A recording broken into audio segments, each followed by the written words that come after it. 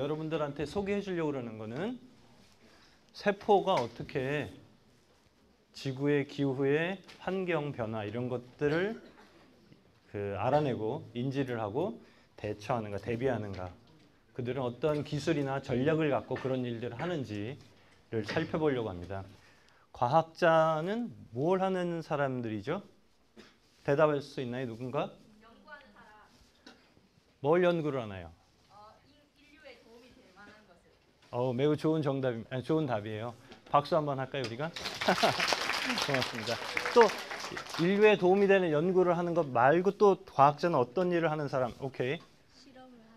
실험을 하는 사람들. 그것도 좋은 답이에요. 박수 한 번 더 주세요. 아마 과학자는 무엇을 하는 사람인가에 대해서는 이런 답들이 많이 나올 수가 있는데 누군지 아나요? 이분이? 아인슈타인. 아인슈타인이 무슨 그 유명한 말들을 여러 개 했는데 그 중에 하나가 이 과학자가 뭘 하는지와 관련된 말을 한 게 있습니다. 영어로는 이렇고 한국말로 번역을 하면 나에게 세상을 구할 수 있는 1시간이 주어진다면 나는 문제점을 찾기 위해 55분을 활용할 것이고 나머지 5분을 그 해결책을 찾기 위해서 사용할 것이다. 그래서 제가 생각하기에 과학자는 문제점을 찾는 사람들이에요. 문제점을 찾고 그 문제점을 해결하는 사람들. 여러분들은 중간고사나 기말고사 이렇게 보게 되면은 늘 문제가 주어지고 답을 찾아야 되죠. 근데 나중에 과학자가 되면 문제점을 스스로 찾아야 돼요. 그리고 그 문제점을 찾는데 훨씬 더 많은 그 시간을 할애를 해야 됩니다. 그래서 과학자는 문제점을 찾고 그 문제점을 해결하는데 그것이 실험을 통해서 그리고 인류에 도움이 되는 그런 일들을 하는 게 과학자예요. 지구가 예전 지구와 지금 지구와 다르나요? 같으나요? 왜 달라졌죠? 그렇죠. 지금 다 대답한 것처럼 지구가 심각한 그리고 급격한 기후의 변화를 겪고 있어요. 그래서 이런 기상 변화는 식물하고 동물 그리고 사람도 동물이죠. 그래서 인류에 크나큰 영향을 주는데 이것은 우리가 이 세상에서 지구상에서 잘 살 수 있을까? 우리뿐만이 아니라 우리 다음 세대, 그 다음 세대, 그 다음 세대가 계속되면서 계속 잘 지낼 수 있을까 하는데 우려를 낳게 합니다. 왜냐하면 이런 기후 변화가 굉장한 영향을 미치기 때문에. 그래서 많이 쓰여 있지만 이러한 기후 변화는 사실은 다 사람이 만들어낸 거예요. 우리가 사용하는 화석 연료나 석유 연료라든지 이런 것에 의해서 대기 중에 온실가스가 농도가 증가가 되고 그렇게 해서 지구 온난화가 야기가 되고 그렇게 되면 폭우도 오기도 오고 가뭄도 되기도 하고 여러 가지 영향을 끼칩니다. 그리고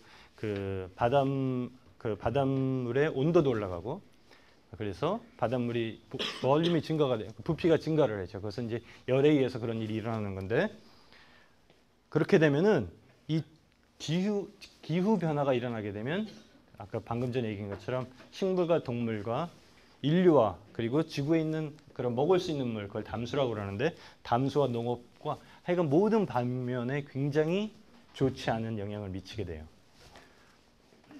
이건 어떤 이제 미국에 있는 옥수수 밭인데 가뭄이 들어서 지금 땅이 갈라지고 있죠. 근데 미국에서 제가 이제 이거를 미국에서 전에 사용했던 자료이기 때문에 거기 중고등학생들을 위해서 미국 자료들이 좀 있습니다. 그러니까 가뭄이 농업을 위협하는 매우 큰 요소 중에 하나인데 미국에서조차 가뭄으로 손실되는 돈이 매년 80억 불이에요. 그리고 가장 심각했던 가뭄은 1988년에 있었던 가뭄인데 그때는 약 600억 불 손해를 봤어요. 그거는 미국을 강타한 모든 자연재해 중에서 두 번째로 심각하고 안 좋은 것이었죠. 제일 심각했던 거는 2000년인가 2000년에 있었던 허리케인 캐트리나가 그때는 1000억 불의 손해를 봤어요. 미국이 경제적으로. 그리고 이제 이렇게 가뭄이 되면 이 물이 그 먹을 수 있는 물, 담수는 65% 이상이 식물이나 농업을 위해서 사용이 되는데 가뭄이 있게 되면 물이 부족하게 됩니다. 그리고 그 농업에 영향을 미치게 되고요. 이건 전 세계적으로 매우 심각한 문제인데 지금 보시는 그림은 사진은 몇 년 전에 그 타임지에서 선정한 올해의 사진들 몇 개 중에 하나예요. 보시는 것처럼 기린이 먹을 물이 없어서 죽어 있죠. 아프리카에서. 저건 아주 상징적인 것을 뜻합니다. 그래서 현재 여기는 물 때문에 곤란을 겪는 사람들은 없을 겁니다. 저 어디 시청과 강의실 안에는. 근데 전 세계적으로는 11억 명의 사람들이 지구 인구가 70억 명이 좀 넘는데 11억 명의 사람들이 물이 부족해서 아주 심각한 곤란을 겪고 있어요. 그리고 더욱 심각한 것은 물이 부족하거나 먹을 수 있는 물이 없어서 죽는 사람이 하루에 그 전에 이 또 사진은 CNN 웹사이트에 그 지구 물의 날이라는 날이 있어요. 3월 22일인데 그때 제가 몇 년 전에 또 얻은 것입니다. 그때 CNN 보고에 의하면 1997년 이후로 인도에서만 물이 부족해서 농업을 실패하고 그래서 빚을 계속 지고 갚아낼 수가 없어서 목숨을 끊은 그 농부만 20만 명이 넘어요.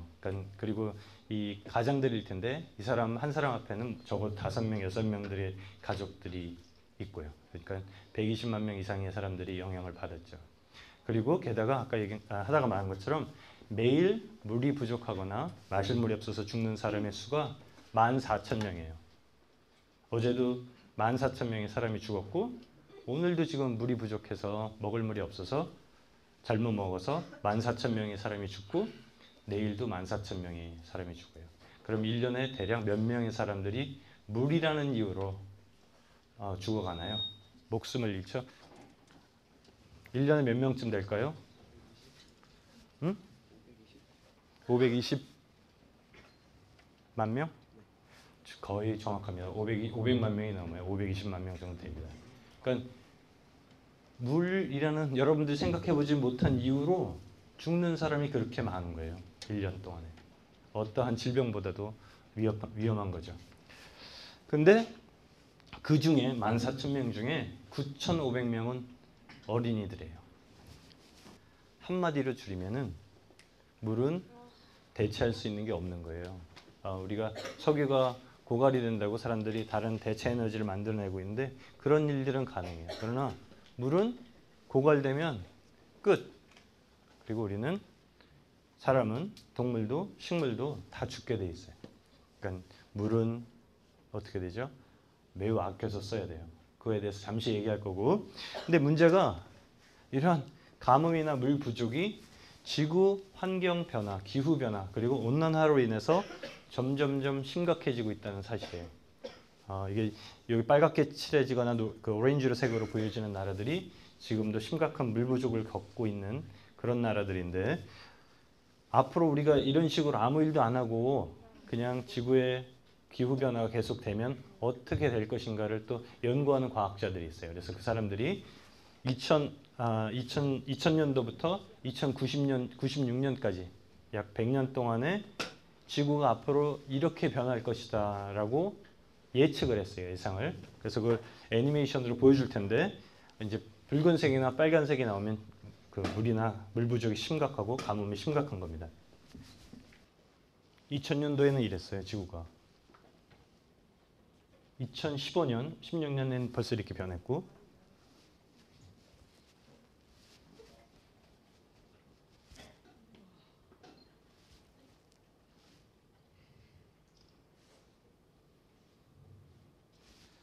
2096년에는 저렇게 변할 거예요. 우리가 아무 일도 안 하면.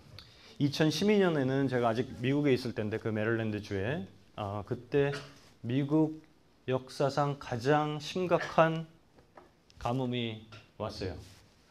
그래서 지금 이렇게 빨갛게 표시된 게 미국의 카운티들이 있는데 이제 주에도 있고 그 카운티들 절반 이상이 재난 지역으로 선포가 됐고 심각하게 농작물들이 그 타격을 받았어요. 이렇게 해서 농작물이 타격을 받게 되면은 전 세계 곡물가가 올라가고 곡식의 그 값이 그런 거는 경제 여러 부분에 영향을 미쳐서 모든 공산품들의 가격이 오르게 돼요.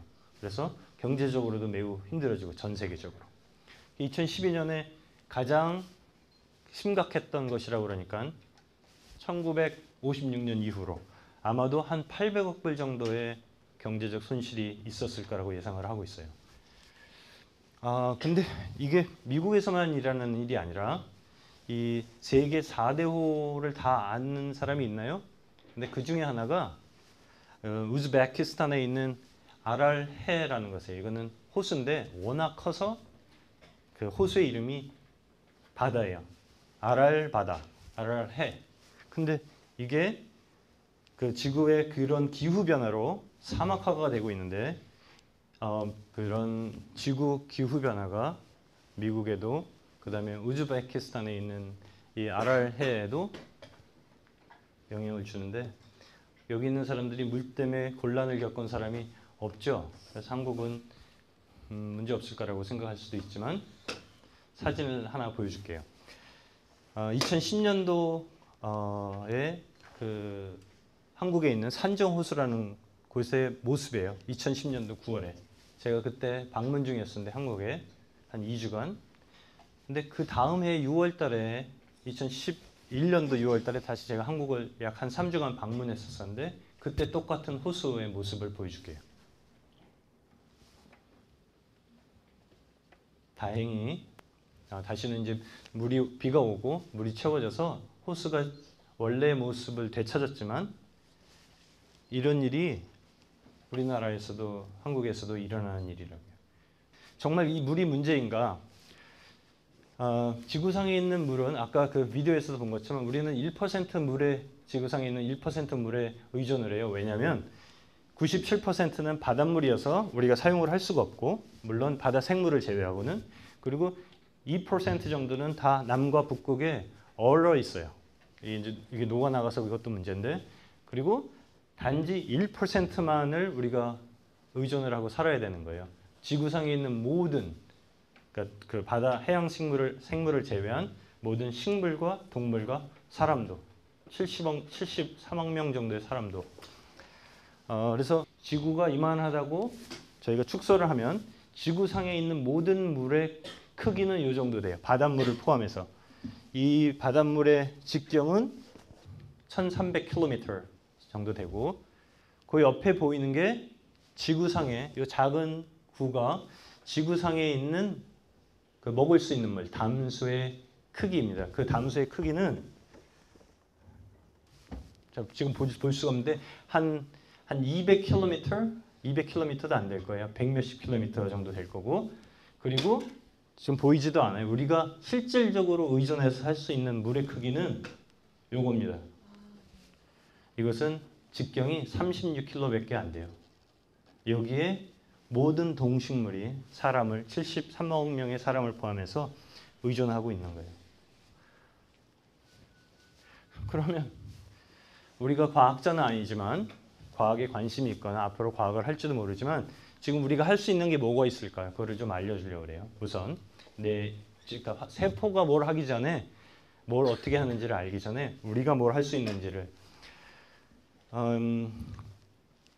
그 고기 여기 보면은 소, 돼지, 그다음에 닭 이렇게 세 개의 대표적인 그 고기인데 1kg을 그 소고기 1kg을 얻기 위해서는 우리가 먹을 것을 소가 먹는 그 사료를 20kg을 줘야 되지만 닭의 경우에는 똑같은 닭고기 1kg을 가지기 위해서는 2.8kg의 그 사료만 주면 돼요. 그러니까 닭고기를 먹는 게 그 사료를 적게 이용을 하고도 1kg을 똑같이 얻을 수 있죠.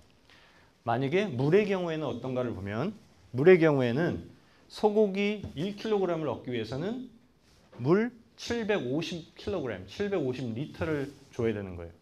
반면에 그러니까 닭은 50리터만 주면 돼요. 돼지고기는 175리터.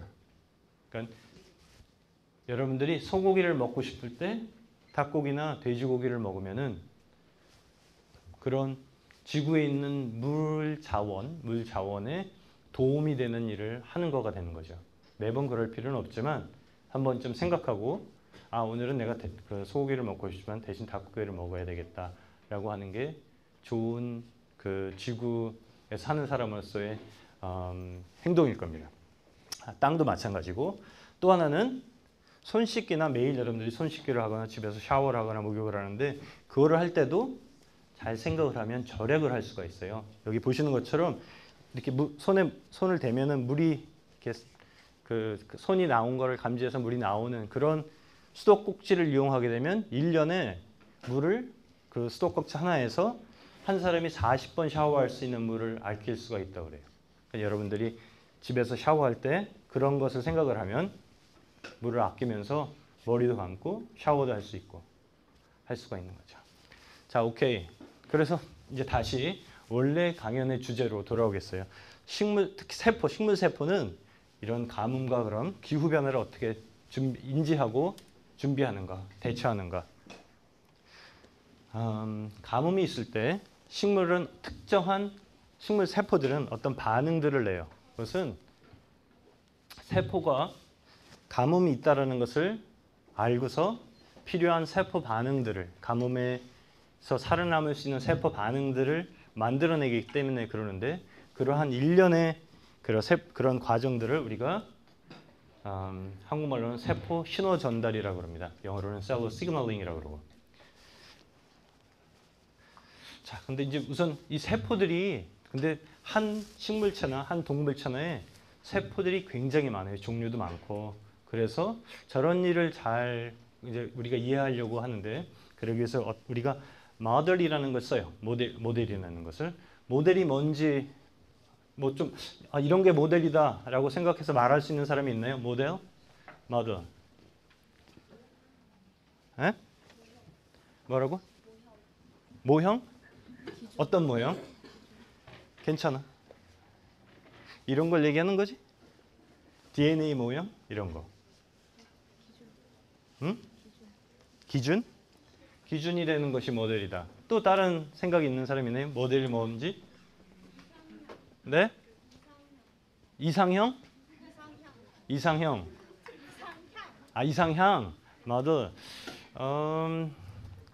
이상향하고도 좀 비슷할 수도 있어요. 선생님들 어디 가셨죠? 다 나가셨나요? 오케이. 여러분들 부모님이랑 모델 하우스에 가본 적이 있나요? 모델 하우스. 아파트먼트 말이에요.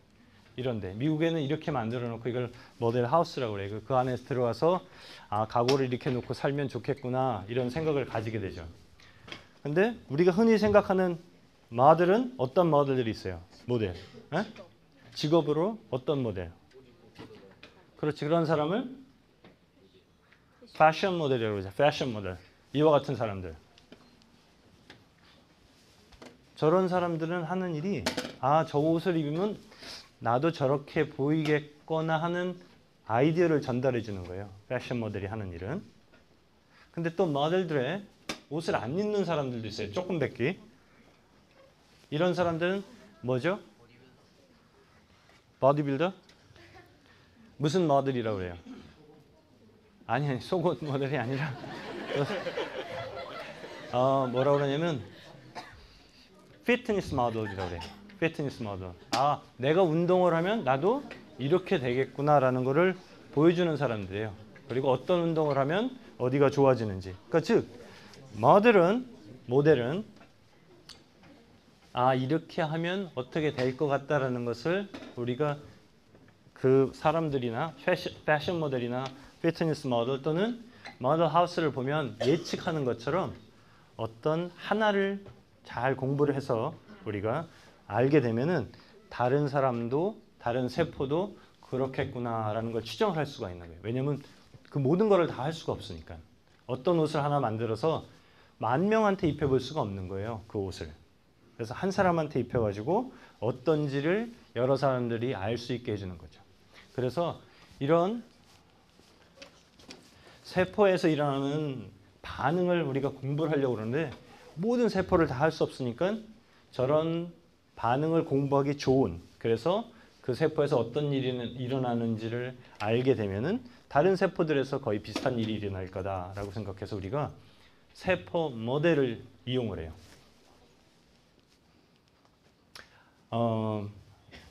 근데 어떤 세포를 이용을 하냐면 제 경우에는 이 표면에 공변세포라는 게 있어요. 공변세포를 들어본 사람 손 들어보세요. 공변세포가 뭔지 기억나는 사람. 공변세포 들어본 거나 안 봤나? 전혀? 오케이. 공변세포에 대해서 조금 이따 설명을 해줄 텐데 이제 식물이 가뭄을 인지를 하게 되면 주로 그 뿌리에서, 지상 부위에서도 마찬가지지만 주로 뿌리에서 그 감을 먼저 인지해요. 땅이 마르게 돼서. 그러면은 이러한 그 화학 물질을 합성을 하는데 그 화학 물질이 뿌리에서 만들어져서 점점 지상 부위로 수송이 되고, 수송된 이 화학 물질은 그 공변세포에 많이 집중을 하게 돼요. 공변세포에.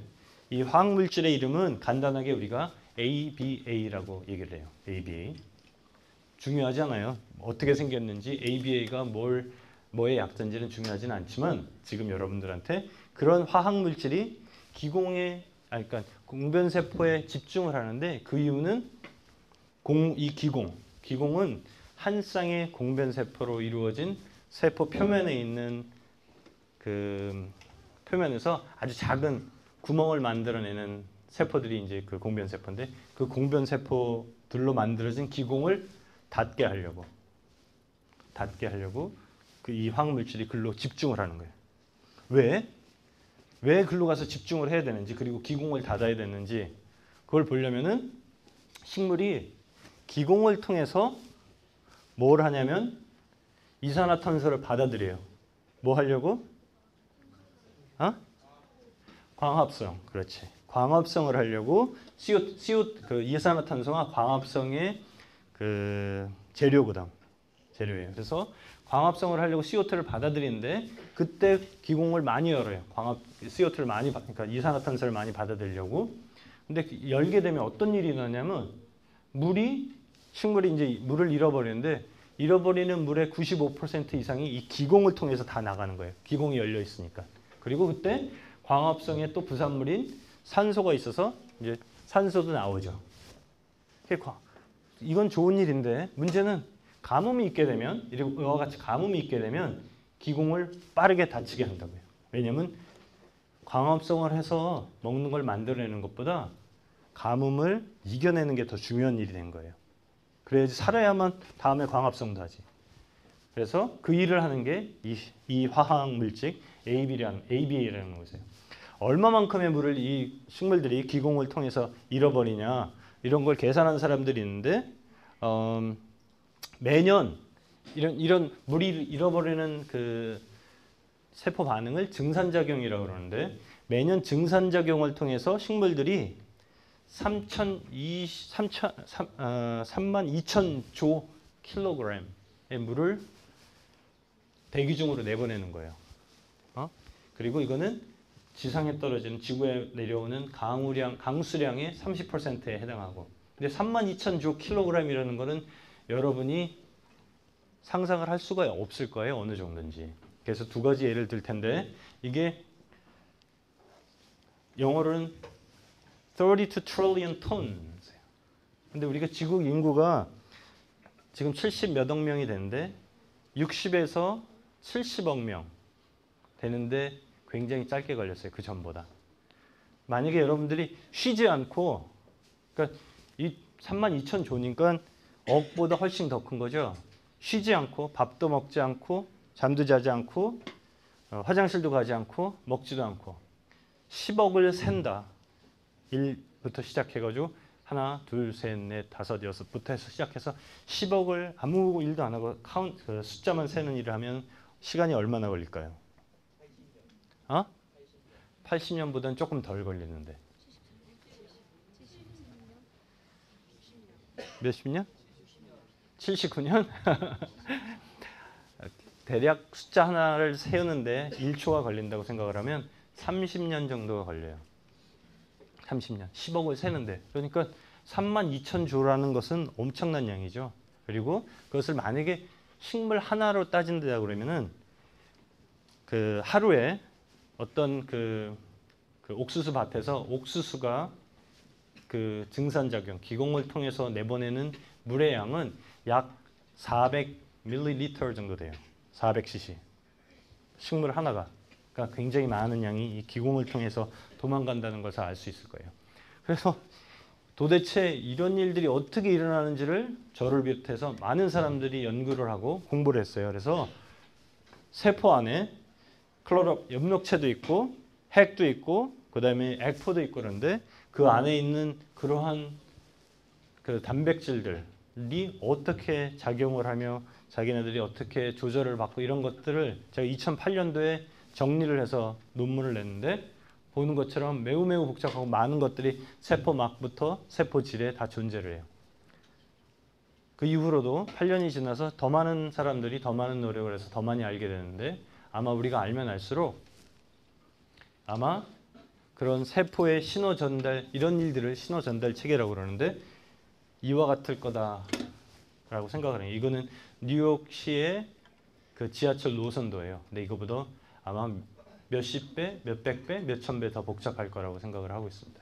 그럼 과연 세포 신호 전달계가 뭐냐? 세포 신호 전달이라는 게 그것을 여러분들한테 오늘 이해시켜 주려고 합니다. 우선은 자, 음악을 하나 틀어줄 텐데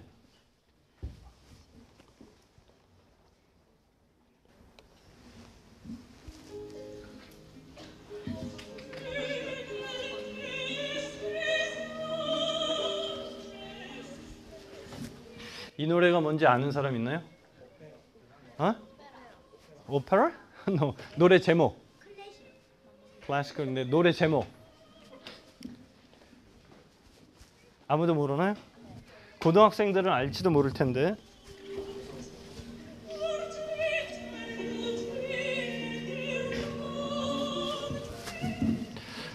아는 사람 없나요? 이 노래 제목. 그 전에 우선 이 노래를 부른 사람은 그 메릴랜드 대학에서 저기 성악으로 박사과정을 하던 학생이었는데 제가 이제 노래를 빌렸어요. 이 노래는 그 맨델슨, 그러니까 한국에서 맨델스 존이라고 하는 맨델스 존이 작곡한 노래의 날개 위에라는 노래예요. 근데 이제 중요한 거는 사실은 이 노래 제목이 아니고 저런 아름다운 음악을 들으면은 졸리게 되죠. 뭔가 편안해지면서 여러분들이 화가 나거나 기분이 상해 나빠지는 사람들은 없단 말이에요. 음악을 듣고 그 음악이 우리 몸 안에서 뭔가 신호 전달이 이렇게 일어난 거예요. 자, 이제는 세포로 들어와서 두 개의 식물 세포입니다. 식물 세포를 여러분들이 보고 있는데 두 개가 좀 달라요. 하나는 어떤 유전자의 돌연변이가 일어난 유전자의 그 세포예요. 이건 정상 세포고 그리고 요 작은 것들은 알갱이들은 엽록체 클로로플라스트예요. 클로로플라스트 엽록체가 하는 일은 광합성을 하려면 아까 CO2가 필요하다는데 했는데 CO2 말고 또 뭐가 필요하나요? 햇빛. 그렇죠. 빛이 있어요. 그래서 이 식물들을 우리가 계속 볼 텐데 그리고 특히나 엽록체를 볼 텐데 빛을 우리가 줄 거예요. 빨간 빛, 파란 빛. 그때 엽록체가 어떻게 되는지 한번 볼까요? 우리가 빨간 빛을 주게 되면 여기에 있는 정상세포에 있는 엽록체들은 빛이 있는 곳으로 움직여요. 그 엽록체가. 반면에 여기에 있는 엽록체들은 거기로 빛으로 옮기지를 않아요. 그리고 다시 빨간빛 대신 파란빛을 주면 정상세포와 그 다음에 돌연변이가 있는 세포 모두에 있는 그 엽록체들이 그 빛으로 파란빛으로 이동을 해요. 왜냐하면 광합성을 하려고 햇빛을 받으려고. 근데 문제는 그 돌연변이가 있는 세포는 뭐가 문제냐면 식물 세포에는 빨간빛을 인지하는 단백질이 있어요. 그것을 파이토크롬이라고 그러고, 그 다음에 파란빛을 또 인지하는 다른 단백질이 있는데 그거는 크립토크롬이라고 그래요. 크립토크롬. 근데 이 돌연변이체에는 그 빨간빛을 인지하는 그 단백질이 망가져 있어서 빛이 있는지도 모르고 어디에 있는지를 모르니까 글로 가지를 않는 거예요. 왜냐면 그걸 인지할 수가 없으니까, 빨간빛이. 그러나 파란빛을 인지하는 프로테인은 단백질은 정상적이어서 그곳으로 옮겨가요. 여러분들한테 혹시라도 시간이 되면 나중에 찾아서 보여줄게요. 그래서 여러분들이 뭘 봤냐면 음악이나 그렇게 파란빛이나 빨간빛이 자극이 있게 되면은 세포가 그것을 인지하고 무슨 일을 해요. 뭔지 모르지만. 그리고 우리가 보는 것은 이렇게 엽록체가 움직이거나 또는 우리가 기분이 좋아지거나 이런 반응을 우리가 볼 수가 있는데, 이러한 어떤 자극의 인지로부터 세포 반응까지 그 사이의 모든 일련의 일들을 세포 신호 전달 또는 신호 전달 체계 이렇게 부르는 거예요. 그래서 저는 세포가 그렇게 환경 변화가 있을 때, 기후 변화라든지 물 부족이라든지 그런 일이 있을 때 어떤 세포 반응을 어떤 식으로 이루어내는지를 연구를 하는 겁니다. 근데 이제 그런 연구를 하기 위해서는 여러 가지 도구들이 필요한데, 그 중에 하나가 해파리에서, 여러분들 해파리 본 사람 있나요? 바닷가에서? 밤에 본 적 있어요? 밤에 보면 저게 빛을 내는데, 파란빛, 녹색빛 이런 빛을 내는데 굉장히 아름다워요. 그 이유는 이 해파리 안에는 녹색 형광 단백질이라는 단백질이 있어요. 녹색 형광 단백질. 영어로는 GFP라고 이렇게 불러요. 그래서 이 일이, 이 단백질을 이용해서 바이올렛 생명과학을 하는 사람들이 굉장히 많은 일들을 했는데 엄청난 일을 했어요. 근데 그러한 일을 할 수 있게끔 해준 사람들이 이 세 사람인데, 이 세 사람들이 그래서 2008년도에 노벨상도 받았죠. 이 오사마 시모무라는 일본 과학자인데, 사실은 해파리에서 다른 단백질을 연구를 하다가 저 해파리의 녹색 형광 단백질을 우연히 분리를 한 거예요. 그래서 그 공로를 인정받아서 노벨상을 받았고, 이 마틴 샤피에는 블란스 사람인데 이 녹색 형광 단백질의 유전자를 분리를 한 사람이고, 그 다음에 라저 첸이라는 사람은 그 미국 서부의 캘리포니아에 있는 샌디에고 에서 그 대학에 있는 사람인데, 이런 단백질들을 막 조작을 해서 엄청난 일을 할 수 있게 해줬어요. 그걸 여러분들한테 좀 소개해 주려고 해요. 근데 그 전에 녹색 형광 단백질인데, 형광이 뭔지 아는 사람이 있나요? 형광이 뭘 형광이라고 그러는지. 지금 위에 있는 것도 우리 형광등이죠. 빛나는 거. 그렇지. 빛나는 건데 어떻게 빛이 나는 건지를 잘 아는 사람. 밝게 빛나는 거. 오케이. 또 뭐라고? 전기를 받아서 빛이 나는 거. 또 형광이 정확히 뭔지 우리가 한번 물리 시간에 배웠을 텐데, 물리나 화학에서 특정한 상황에서 빛이 난다. 그 특정한 상황이 뭔지를 알아줄 수가 있을까요?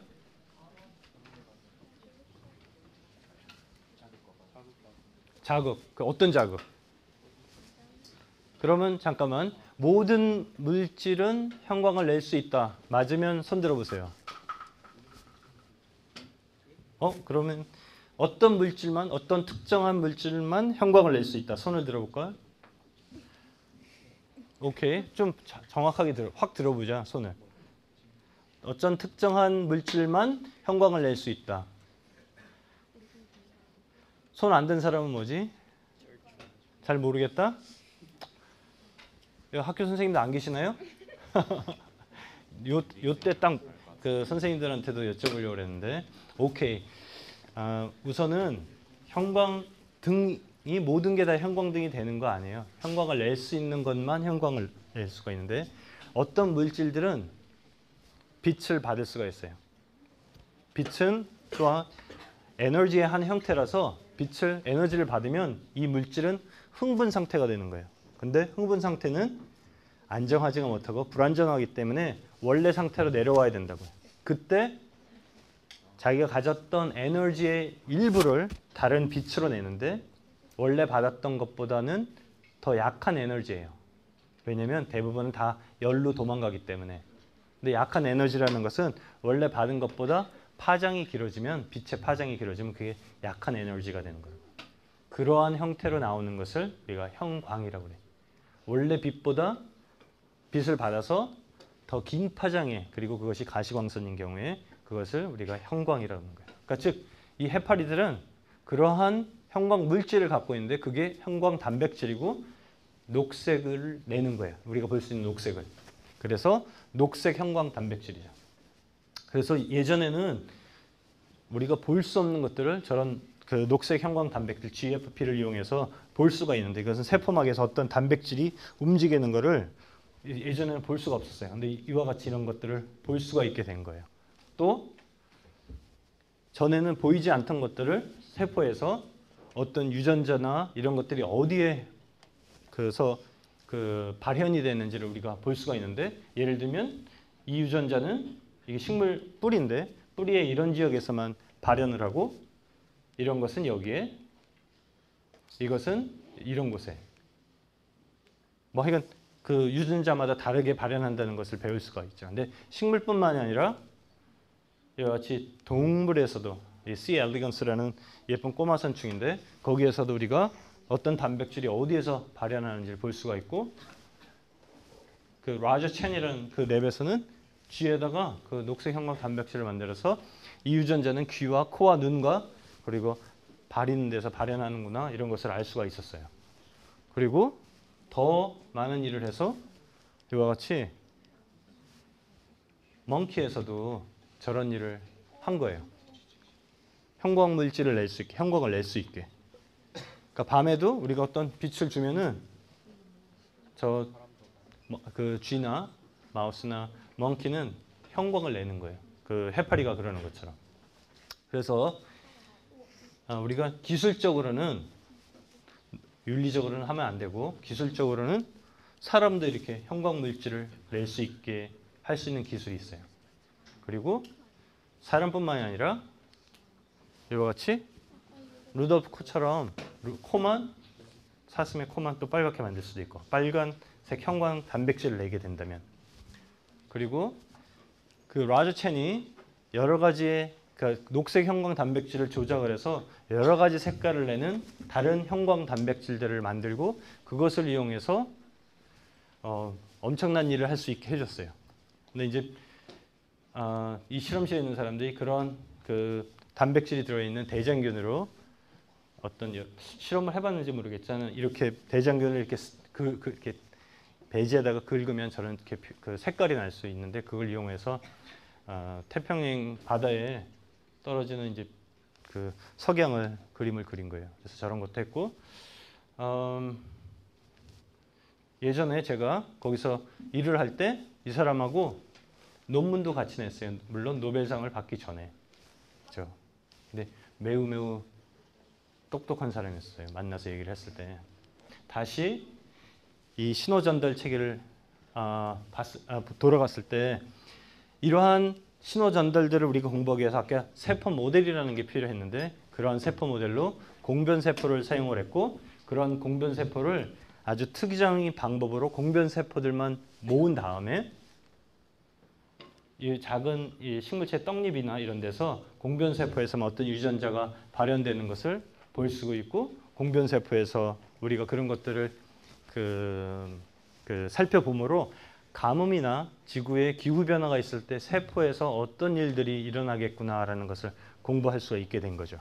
근데 이러한 툴이 있는가 하면 또 다른 툴은 제 실험실에서 메릴랜드 대학에서 일했던 학생 중에 하나인데 이 학생을 이런 거 여러분들 그 작년인가 재작년에 메르스 했을 때 봤죠? 적외선 열 감지 카메라 같은 걸로 찍으면 사람이 저렇게 보여요. 똑같은 학생인데 사진을 찍은 겁니다. 근데 저런 기술을 이용해서 식물도 이미지 그렇게 적외선 열 감지 이미징을 하게 되면은 좀 더 그 기공이 많이 열려 있어서 그 식물 잎의 표면이 온도가 높거나 낮은 것들을 찾아낼 수가 있어요. 이런 기술들을 이용을 하고 또 엽록소의 그 형광을 저희가 이미징을 해서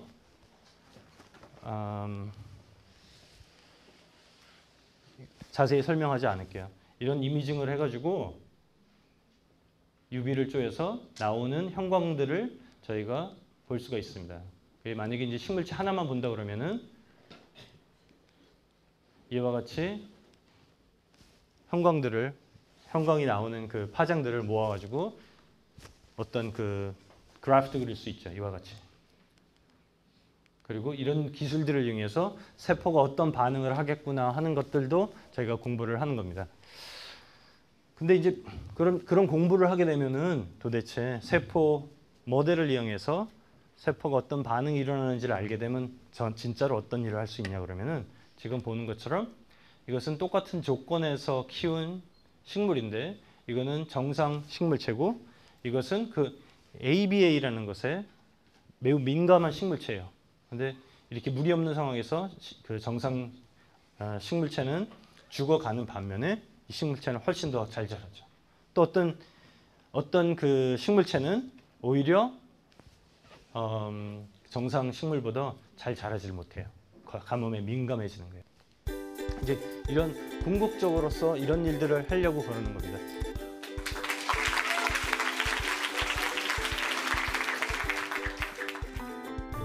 어린 학생들이 과학을 하는 것이 재미가 있구나 라는 것과 과학자들이 어떠한 노력을 통해서 인류나 환경이 그 당면하고 있는 문제점들을 해결하려고 하는지를 알게 하는 것, 그리고 내가 그러한 그 지구나 인류의 문제점들을 해결하는데 일상생활에서도 어떻게 그 기여를 할 수 있는지 이런 것들을 가지고 갈 수 있기를 바랍니다.